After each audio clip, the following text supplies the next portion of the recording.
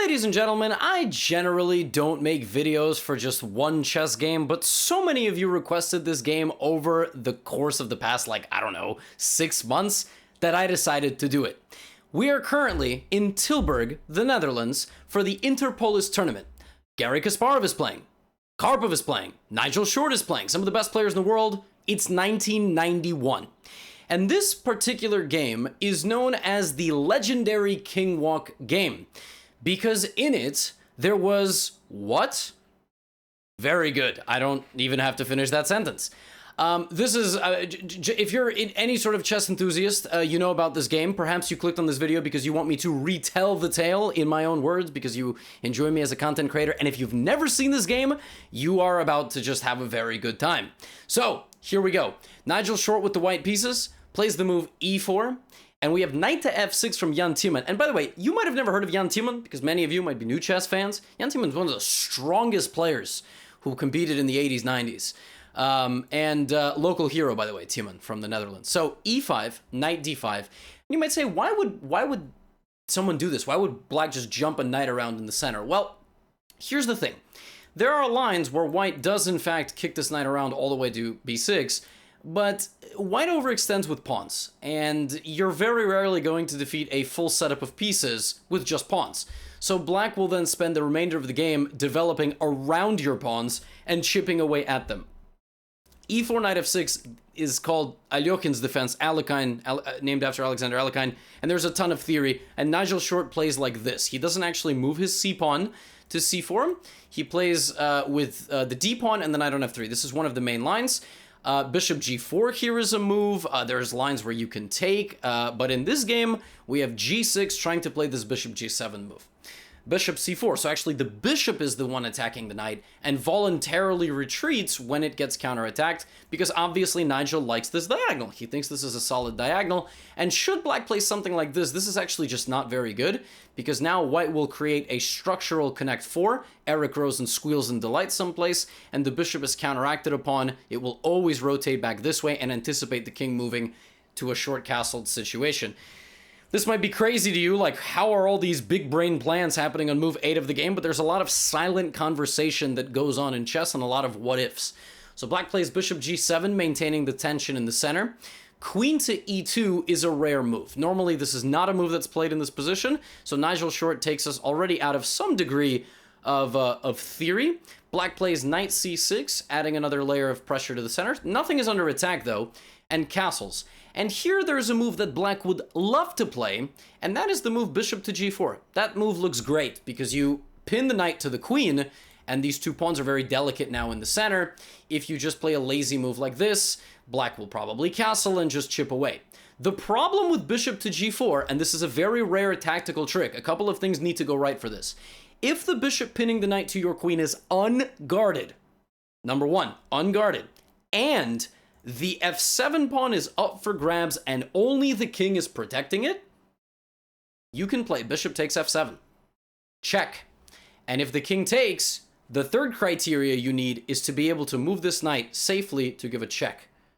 Now you give a check, you cannot be taken, you emerge with an extra pawn, black cannot castle, knight to e6 is coming, and the game is over. So bishop to g4 you would love to play, but you can't. So black needs to spend the move castling so that f7 is protected. And now how do you prevent bishop to g4? Very simple move. h3. Great. This kind of move like h3 and queen e2 and all this stuff, it's what I like to call superseding concepts. Because as beginner, when you're a beginner, you're taught knights and bishops out first. Don't touch the queen. Don't make random pawn moves. And you notice that black is actually kind of doing that. He's moving all his pieces out before the queen. And meanwhile, Nigel Short is kind of breaking those principles, but he's doing that because the opening demands it. The position demands that he's playing in this way. So black is now struggling. If black were to just develop the bishop, the rook will come, and actually the bishop can just get booted out very quickly. So black decides to try to create play on the queen side with a5. Nigel Short looks at that and says, well, I understand that you would like to play a4, good sir, so you are not allowed to play a4. Please find something else to do. So he does. He takes on e5, takes, and tries to simplify with knight d4. Very often in a chess game, when you are lacking space, you would like to trade some pieces and try to gain some space. Well, that does happen, but now rook e1. And Nigel defends his only weakness in the center of the board, which is the pawn on e5. Now, again, it's very common to think that here you would play bishop to d7 or bishop to f5. Like, this move looks very natural. The reasoning behind him not playing it, I don't really know. I haven't spoken to Jan Timman. I would imagine Nigel would also finish his development, and perhaps Timman didn't like that his queen is in the center of the board, although you can't really play bishop e3 so easily because the queen would just take the pawn. So maybe he would play like king out, pawn to defend his pawn, and then bishop here. I don't know. Haven't spoken to these guys about the game. Here, Timman plays a move which kind of makes me gag a little bit. He plays e6. Now, he is far and away a stronger player than myself, and certainly this move has a purpose. It stabilizes the center, doesn't let white play e6, and maybe in the long run you want to put your bishop on c6. Maybe that is the idea. But my god, I mean, what you are doing to this bishop. I mean, you know, it's kind of hard for me to wrap my head around it. So knight d2. Not the natural developing move knight c3, because perhaps he didn't like the fact that the knight didn't have as much of a future if it went this way. Actually, Nigel prefers that the knight would go to f3, or to c4, or to e4, probably f3, stabilizing the center once again. And he plays knight d2. And here Timman plays knight d5, again delaying the development of his bishop. And knight f3, finishing the plan, hitting the queen, queen backs up. If Timman gets a couple of moves to just finish his development, bring a rook to the center, he's going to be fine. So how does Nigel play this position for advantage? Well, if you're from 2021 and you've seen the games of AlphaZero, the supercomputer, of course, without hesitation, you play h4. And apparently, this is just a very good move. If you run this on nowadays computer, you know, if black plays like b6 and tries to develop, this whole flank pawn attack is apparently very strong because you are more equipped to fight on this side since these pieces are kind of pressed that to the left. You know, like these squares for the knight are all occupied. And the idea is actually to play h6. So this is the computer's idea, to just march the h-pawn down the board, shut down black's position. But in this game, short plays queen e4, which is a very natural move, trying to activate the queen to still go over to the king side at any moment, trade off the dark squared bishop, and just create some sort of attack. And here you start to begin realizing black's position is a bit slow. So black goes for a trade of queens. That is an extremely logical move. Should you trade queens here, black emerges with basically zero problems. You are never attacking black. Now black will finish development and have nothing to worry about. Or bishop d7, bishop c6. And we obviously will not get our legendary king walk game. Nigel Short will not end up in a YouTube video 30 years later. So he plays bishop c4. Of course, c4 is also impossible because queen b3. So bishop c4, knight b6, and now a very professional move, b3. Not afraid of trading the bishop for the knight and damaging his own pawn structure. Because in this position, even though you've given up the bishop pair, and again, it's like, I don't want to give up the bishop pair. I know that the bishop pair is good. Yeah, but look at black's position. Every piece is on the back rank. Certainly, you cannot say this bishop is doing anything, and this queen is just a target. So actually, black has a lot of problems to solve here. He begins by solving this one. And now, Nigel plays another very nice move. He understands that this bishop needs to get into the game for black to have any sort of equality. So rook to d1. Sometimes when grandmasters play and we look at their games, we take moves for granted. This is just a very good move. Black is still a move away from developing his bishop because he would be hanging a rook if he did that. So it's not so clear what black's next move is. So he goes back with the queen to kind of avoid being a target in some of these variations. Queen also pressures the center. Maybe he has some idea to play queen c6 as well. It's an ugly move, but at least by trading white's queen, you remove some of the pressure of your position. But now Nigel shows the point of queen here, and he rotates his queen over to h4. And now black has problems. Black has to deal with bishop to h6, black has to deal with bishop g5, bishop f6, and knight g5, and white is following the age-old rule that I love to say. You need 2 more attacking pieces than defenders. And in this case, if you can get rid of this bishop and leave yourself 2-on-1 versus the king, rook can come over, this rook can come over at any moment, it's bad news. This pawn is like the naval blockade of the position. So b6 finally to activate the bishop. Bishop to e3 activates white's bishop and hits the queen, and the queen has to back up. And now this bishop will not see this diagonal. And you might think that the bishop and the queen are very powerful, but actually, if the bishop got here, it would take this knight without hesitation, because the knight is going to be involved in the attack. But by forcing the queen to go in front of the bishop, this queen will not be taking this knight. So the queen is actually going to block the bishop's activity, and we have all of this. And now a very nice move. This is a very funny move from Nigel. Rook d8. I mean, it's just a very intrusive move, Rook d8. Of course you cannot take because it's back rank mate. So he plays Bishop b7 and now Rook d1. And we have a state of paralysis here where nobody can really move. If black were to take this pawn, we would get, well, I guess Rook a8, there is Rook d8, but Rook a8, Bishop a8 is okay. But there is just the absolutely glorious Queen e7, and the game is over. You cannot take the rook because of back rank problems, and if you go here and go, I'm safe, you're not, because after takes, I come in with the rook again, and it's game over. So rook d1, and black here decides to play bishop g7, because again, it's never too late to really make a mistake. Like, you would think takes is very simple, and you're not wrong, it is very simple, but after takes, I actually don't take the bishop. I now take this. You say, well, so what? I still have my attack. Yeah, but now I take.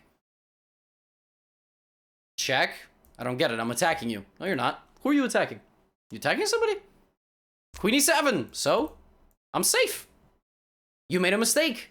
So, you know, sometimes we take these Super GM games very much for granted. We're like, blah, blah, blah, blah, blah, blah, blah, blah, blah. Yeah, but hold on. It's all about, like, we know that in this position, rook takes d8 was not a problem, but now that the bishop has arrived, there would be a Zwischenzug, an in-between move. I can never say that word correctly, but in-between move. I take the rook before I take the bishop, and then I survive. So Nigel backs up. Nigel backs up. He would love to play knight g5, but he can't, because this bishop, right, is hitting, bishop and the queen combo, battery is hitting over here. So rook f8, takes, and Nigel plays a very nice move, rook d4. Protecting c4 forever. Also just an aesthetic move, kind of paralyzing everything. Maybe some ideas in the future to actually play rook to g4 to defend this, to play knight g5 and figure out what to do with this rook. Now, black cannot trade rooks whatsoever. Black can attack the rook for one move, but then that takes all the eyes off of the diagonal, and white will deliver a devastating blow by breaking through with rook f7, rook d8. Whenever you have massive amounts of forces and one defender, there is likely a sacrifice that stretches your opponent's defenses thin, and the game is just going to simply end. So black plays rook e8. We have a check, king g8, and of course Nigel... Oh, I'm sorry, this was a misclick, but I'm not going to edit it out because that's comedic. Queen takes g2 would be mate. I was trying to click off the knight, but I accidentally clicked knight g5. Nigel, of course, does not play this move, and plays the move h4. Because again, what is black gonna do here? Well, Nigel's got a dominant position. He's trying to play h5, h6, and deliver mate. And black plays the move h5. Okay, now what? Well, duh, g4. No, because then you hang your knight. All right, well, you're more than welcome to pause here and try to find the winning idea. And I'll give you a few seconds to like pause the video. You know, maybe some of you are watching in another window because you're playing some video games or studying for something or doing some work at the office. This is the most legendary king walk of all time. In this position, Nigel Short played king to h2. And the idea of king to h2 is that in the game, when black plays rook to c8, because again, this is move 31, 32, in this time control, the players have low time, and by move 40, they will gain extra time. That is classical chess format. Nigel Short said that he had 2 minutes, and he wanted to just play like a solid move, and he saw this idea, but he was a little bit concerned about bishop c8, which we will analyze momentarily. In the game, we got rook c8, and the game ended with king to g3, king to f4, and king to g5. And Jan Timman resigned, because if he does nothing by taking the rook, then king h6 and GG. Now, should he play king to h7, it's a little bit upsetting that he resigned, but if he plays king h7, there's this pin, and there's a lot of ways to win, but as Nigel Short wanted, he said this in an interview, I'm not calling him stupid, Nigel Short said he really wanted to play this stupid variation, check, here, check, here, and get his king successfully to f6, from where it cannot be removed, and queen g7 is unstoppable. That is the most brutal thing I've maybe ever seen in chess. But of course, Jan Timman resigned after king g5, and he did not even indulge in this it would have been 5 king moves in a row to win the game. Now, it is rare in chess that the position is so good, but the tipping point is the king walk. There have been king walks where a person is winning, gets their king hunted down, it has to go over there, and now you're still winning. But it's very rare that the king is the deciding factor. It's like when you're, football, you're on the end, the end zone, and the person jumps over the pack of players. Like, it's one of those things, okay? This is crazy. This is just so legendary. And Nigel in an interview said that he had about 2 minutes and he was kind of concerned about bishop c8. Bishop c8 would have been the most testing move, because if king g3, this actually loses. Because here's what happens. Like, let's say you just keep going because you think that you're winning. Like, I'm gonna get over here. Yeah, just this. And you don't actually have queen g6 because I've taken this rook. So that's one way for me to deflate the balloon. Bishop c8 would have led to the only winning other move, which is g4. Absolutely brilliant move. Sacrificing the rook completely for free to win the game by virtue of taking, and you cannot prevent this attack. You just cannot prevent everything, because the bishop now does not also hit the knight. Normally, the queen could take the knight, but everything in white's position ties perfectly together. Perhaps the most aesthetic win is that if this, you have to be very precise. For example, if you play h5 here, this loses to queen f3 now. And now the queen is protected. However, you have knight g5, bishop d7, and the tipping point move, h5. And black is hopeless. None of these pieces can move. The king cannot move at all, and white is just threatening either to take, but I mean, just even more brutal to push the pawn. Queen a4, h6, h7 mate. This is mate also, but h7 is even more brutal. So very, very brutal finish to the game. If gh, to kind of clear it all out, you have this, and this is also unstoppable. So, I mean, bishop c8 is the move that Nigel said he was concerned with, but instead we got this just shuffling, and I mean, what a game. King g5. And Nigel Short etched his name into the history books by providing us the greatest king walk of all time. So, folks, I never show solo games, but some games are so good that they should be shown solo. You're more than welcome to look up, like, king walk games on chessgames.com. It's like a massive database of some historical games, but none of them are like that. See, a lot of games have a king walk to escape danger, and then you continue with your attack. But this is just crazy, and it's a beautiful game, and I think Nigel Short went on to get second place in the tournament overall behind Garry Kasparov, if I'm not mistaken, half a point ahead of Anand, and a few years later he ended up playing Kasparov for the World Championship match. Nigel Short, obviously, an incredibly strong player, and finds himself, at the forefront of a lot of debate and fun tweets and conversation. Definitely a good character for chess. So, yeah, folks, if there's any other historical games you would like me to cover, please do let me know in the comments below. Welcome to my channel if you've never been here before, and welcome back if you have. I will see you in the next video. Peace out, take care, get out of here.